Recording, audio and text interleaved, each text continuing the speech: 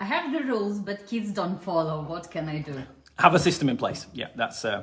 What do you mean by have a system in place? So they always know the consequences. So, let's wind it back a bit. So, kids have no power in most of our societies.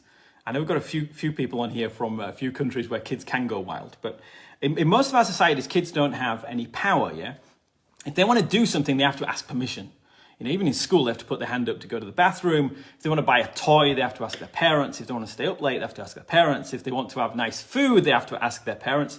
Kids have no power. And in most of our societies, not everybody, we've got people here from all over the world, yeah, but in most of them. So kids are powerless. So the way they want to get what they want is by pushing the boundaries, yeah?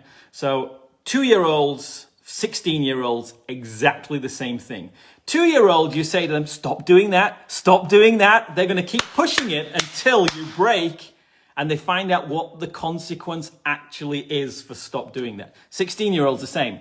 11 p.m., 12 p.m., 1 p.m., come back at 2 p.m., 3 p.m., well, that's a party. 1 a.m., 2 a.m., they come back home or whatever, yeah? Because they keep pushing it just to find out what actually will happen.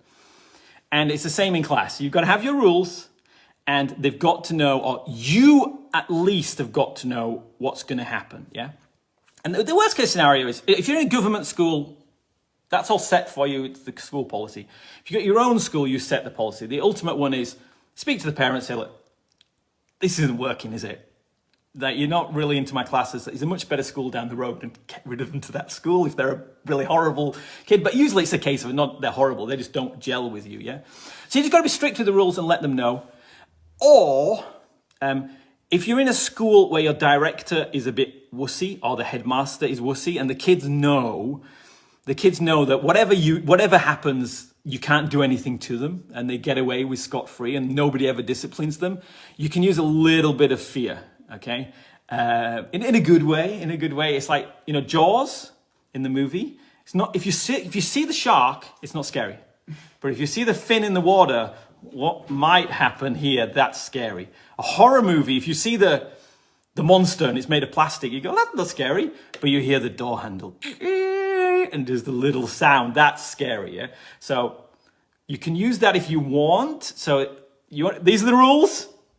You do not want to find out what happens if you break these rules.